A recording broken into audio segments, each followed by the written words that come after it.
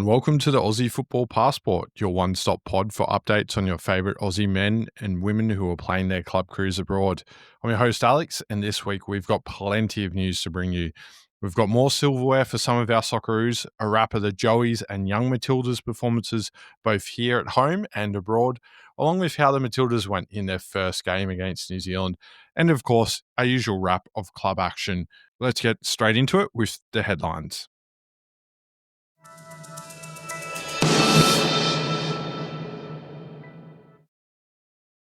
Now, you know it's almost transfer window time when the transfer rumours begin, and we have a couple of quick ones straight off the bat in early December for you. And the first rumour is that Daniel Bennie has asked QPR for a loan move away due to his lack of playing time with the club. He's recently been playing for the development squad, and it's not enough for him at this stage. He, of course, would have thought that he might be in Socceroos calculations making this move to QPR, but that's not worked out to be the case for Daniel. And it will be interesting to see if he, first of all, gets the move and then where he ends up. Of course, we will keep you updated on that one. The other rumour is Kusini Yengi, and we'll get into that a little bit later when we talk about his minutes, but he's in and out of the matchday squad currently for Aberdeen as they look to have turned around their difficult start to the season, and Kusini Yengi hasn't really hit the ground running there. So as mentioned with Daniel, we'll keep you updated whether that move happens to occur or not. Now, just before jumping on to record the pod this evening, there has been news from Football Australia where Tim Cahill, Sharon Black and Roy Hay were all inducted into the Football Australia Hall of Fame, and we congratulate all three of them. Of course, great contributors to the game here in Australia.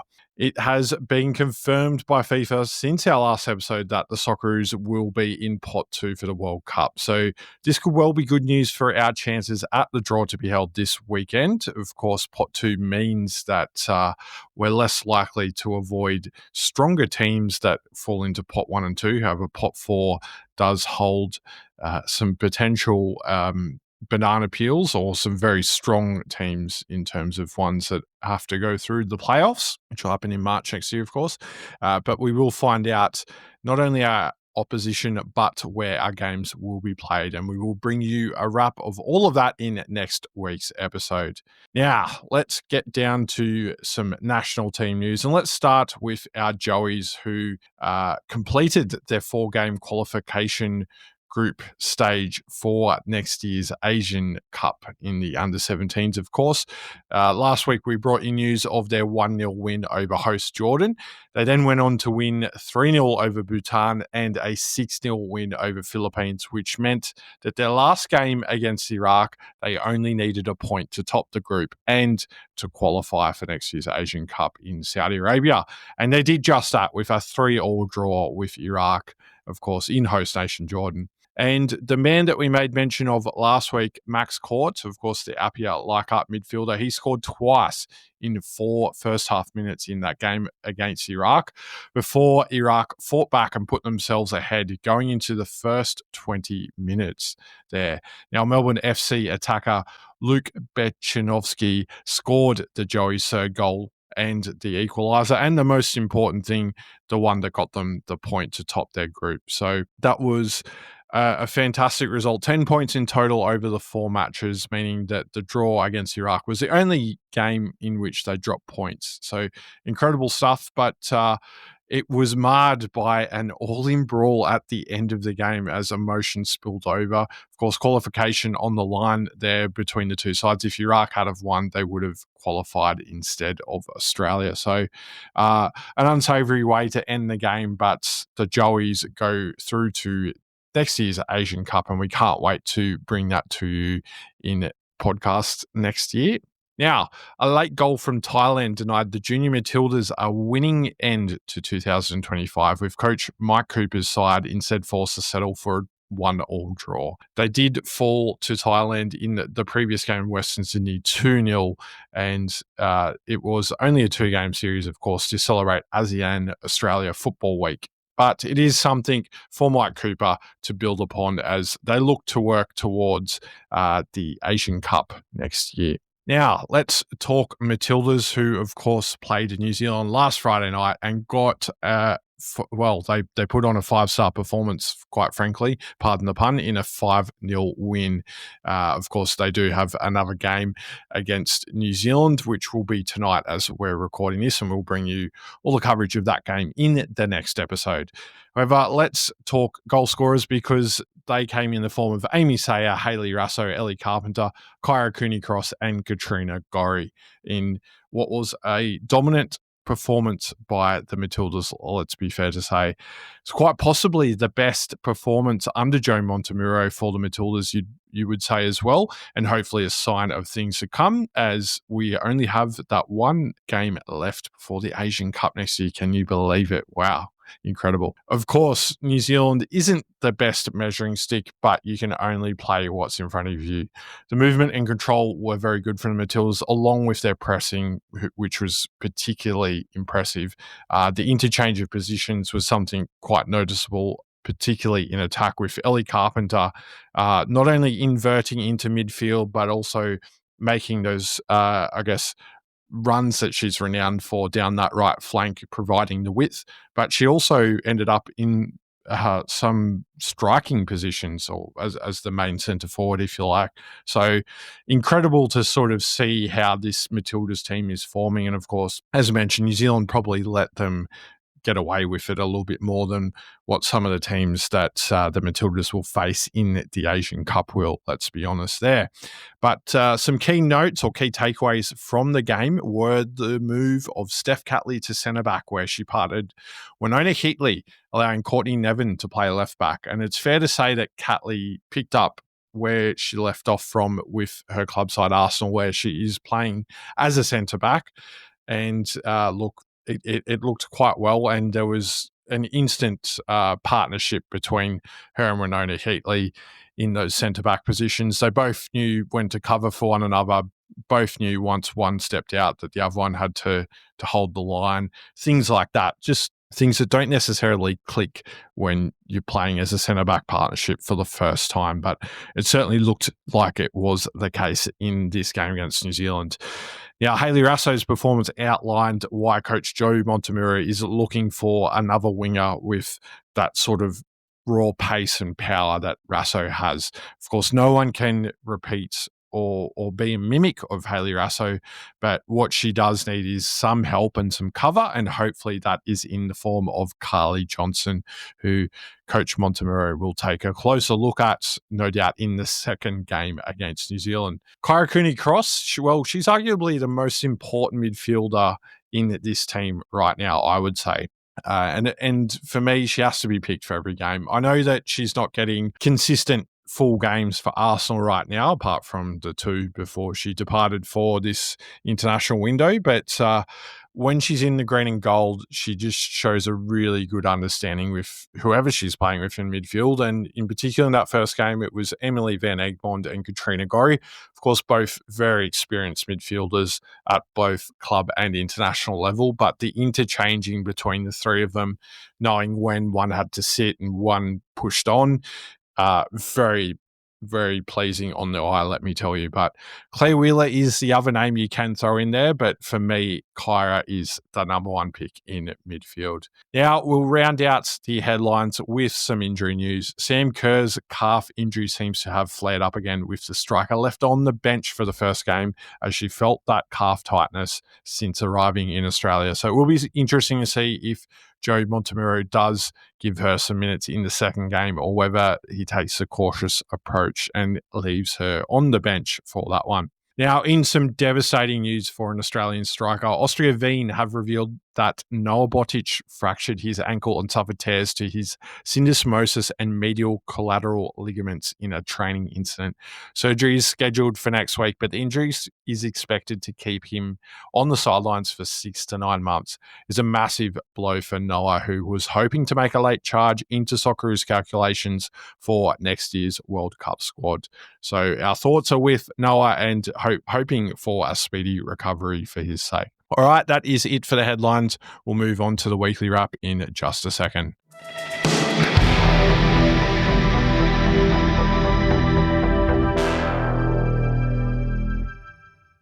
All right, weekly wrap time. And of course, with the women's international window, it means that there's no club action for our ladies this week, but they will return to club action next week in a shorter program with a lot of the Scandinavian leagues and the North American leagues wrapping up. But we will bring you that action next week.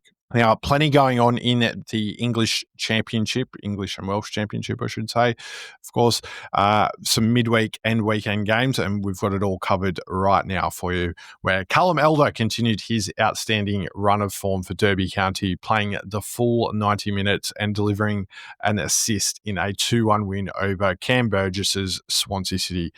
Cameron played the full match for Swansea. Then at the weekend, he backed up and played another full game for his side. Unfortunately, another loss, this time 4-2 to West Brom. Now to Middlesbrough, where Riley McGree played 59 minutes and Sam Silverware played the full game in midweek for Middlesbrough as they lost 4-2 in a top-of-the-table clash with Coventry, who are absolutely flying at the moment. Then at the weekend, Callum Elder, going back to Derby, played another full game for his side. This time, they lost 2-1 to Middlesbrough. So a quick return to form for Borough in that one. Riley McGree came off the bench in the 54th minute, while Sam Silvera was an unused substitute in that game on the weekend. Now, Nestri Irankunda came off the bench in the 75th minute for Watford as they drew 1-1 with Preston North End. Watford then came out prior to their game against Birmingham on Monday night, stating that Nestri will miss Watford's next two games as he's flown home to Australia to be with his family with some issues there. So we wish Nestri and his family all the best, and hopefully it's resolved and we can see Nestri back on the pitch sooner rather than later. Lewis Miller, he played another full game for Blackburn Rovers in their 1-0 loss to QPR. None of our Aussie contingent made the matchday squad for QPR, as we made mention earlier, Daniel Bennie being the one wanting to move on and get some minutes elsewhere, and hopefully he can get that. However, returning to Lewis Miller, he backed up with another full game at the weekend for Blackburn. This time it was a 1-1 draw with Wrexham. Now to our Aussies at Portsmouth. Adrian Segicic started and played the first half of Portsmouth's 3-0 loss to Sheffield United in midweek action. Hayden Matthews was an unused substitute in that one. Adrian Segicic then started and played 81 minutes in Portsmouth's 1-0 loss to Bristol City. And of course, Hayden Matthews was an unused substitute in that one as well. All right, now dropping down a division to League One, where Joe Gauci played a full game in goal for Port Vale in their 1-0 loss to Lincoln City FC. Alex Robertson came on in the 80th minute for Cardiff City in a 3-0 win over Mansfield Town. Then to round out League One action, Wigan Athletic drew 0-0 with Stevenage Town.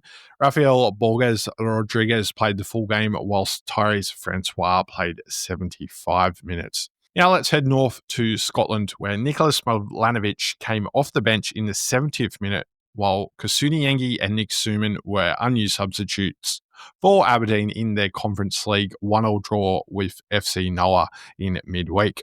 Then at the weekend, Nicholas Milanovic came off the bench, this time in the 78th minute, for Aberdeen in their 1-0 win over Livingston. Nick Suman was on the bench whilst Kusini Yengi was not in the matchday squad for Aberdeen, with rumours, of course, surrounding his future at the club. It also, unfortunately, robbed us of a brotherly derby because Teti Yengi played the full game for Livingston. His compatriot Ryan McGowan remained on the bench for his side as he works his way back to full fitness after that nasty infection that we've mentioned over the past few weeks on the pod. Now, Martin Boyle, he played 79 minutes in Hibs' 2-0 loss to Motherwell in midweek action.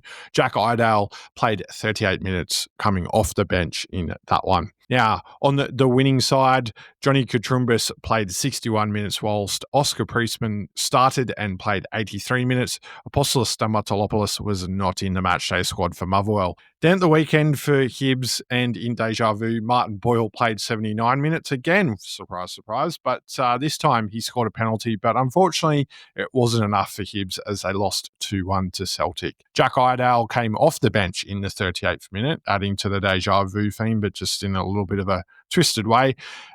This time he came on to replace injured teammate Nick Cadden. Now, back at Motherwell, sorry for the jumping around here, but it's a bit difficult when you've got midweek and weekend games to cover. But Motherwell, they drew with table-topping Hearts 0-0. Cameron Devlin played the full game for Hearts whilst in opposition. Johnny Katrumbis played 83 minutes and Apostolos Stamatolopoulos played 7 minutes.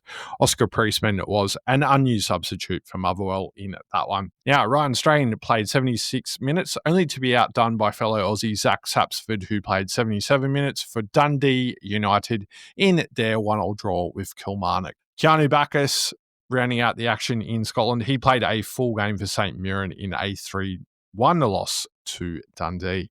Now to Germany, where Jackson Irvine started and played 68 minutes, whilst Connor Metcalf came on in the 87th minute for St. Pauli in a 3-1 loss to league leaders Bayern Munich. Now over to Spain, where Matty Ryan played the full game in goal as Levante lost 2-0 to Athletic Club or Athletic Bilbao, which keeps them in the bottom three of La Liga, also the relegation places. So let's hope that Levante can turn it around ASAP for Matty Ryan's sake. All right, now dropping down a division to the second division in a nice little segue there, if I don't say so myself. Almobil played another full game for Castellon in a 1-0 win over Las Palmas. Now to Croatia, where Fran Karasic played 30 minutes, whilst Anthony Kalic was an unused substitute for Hajduk Split in a 1-0 draw with NK Varazdin. To the Netherlands, where we've got some fantastic news that Jordy Boss made his return from injury in Feyenoord's 2-1 away win over Telstar. The defender was introduced in the 58th minute as his side snapped a 2-game losing streak in the league. Aden Hrustic played a full game for Heracles Alamello in a 1-0 draw with Fortuna Sittard, and Max Ballard played the full game for NAC Breda as they lost 1-0 to Excelsior Rotterdam. Now to Austria, where Marco Tilio started and played 61 minutes for Rapid Wien in a 3-0 loss to LASK. Now to Denmark, where Paul Itzo was in goal for Randers, whilst brothers Mohammed and Musa Toure played in that 0-0 draw with Silkeborg IF. Musa was the odd one out, getting 65 minutes, whilst his brother Mo and Paul Itzo both played full games. Now to Czechia, where Garan Quol is starting to see some minutes for his side Sparta Prague, where he came off the bench in the 85th minute in their 1-0 loss to Legia Warsaw in Europa Conference League action in midweek.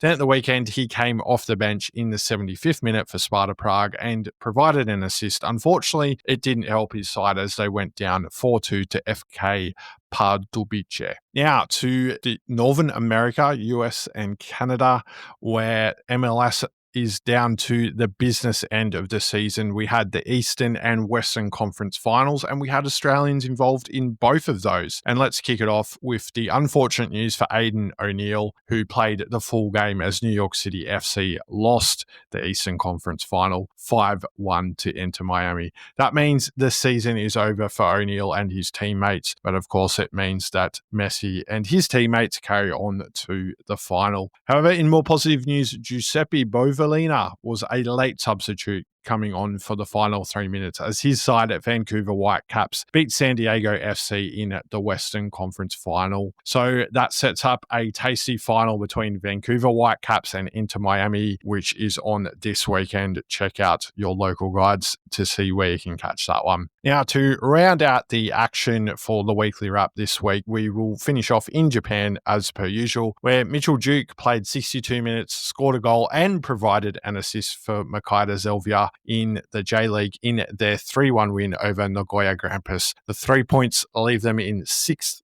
position with one J-League match remaining, which is this weekend as well. All right, that is it for the weekly wrap. Next up is Players of the Week, and we'll wrap up this week's episode.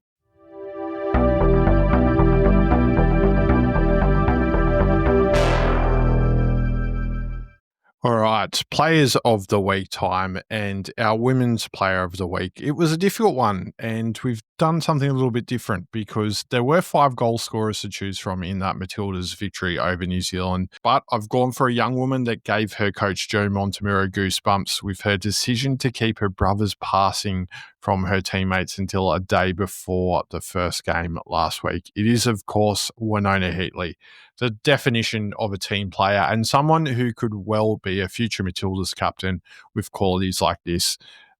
going alongside her wonderful qualities as a defender on the pitch as well. Incredible focus from her during a really sad moment in her and her family's lives currently. We wish you and your family all the best, Winnie, but you are our player of the week. Now to our men's player of the week, where a couple of fringe Socceroos, shall we say, got their hands on some silverware in Norway as Viking FK secured their first Norwegian top flight title in 34 years, edging out Bodø Glimt by a point with their 5-1 win over Vålerenga.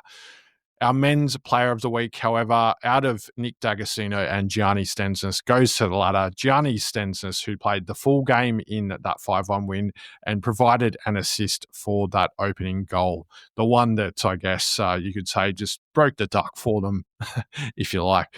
D'Agostino, however, was not in the squad as he still remains sidelined with that injury that he picked up in Socceroos camp. The title means Viking FK will enter next season's UEFA Champions League in the playoff stage, which is the last stop before the group phase. All right, well, that is it for another week of the Aussie Football Passport. I hope you enjoyed this episode. If you can share the episode with your friends, families, enemies, anyone who will listen, that would be fantastic. And the podcast as well, of course. I'm hoping to have a website up and running soon as well, but I'll be sure to let you know when that is live via the social media accounts for the show, which you can find in the show notes of this episode on whatever platform you are listening to this on. All right, that is it. Thanks for listening, and I'll catch you in the next episode. Goodbye for now.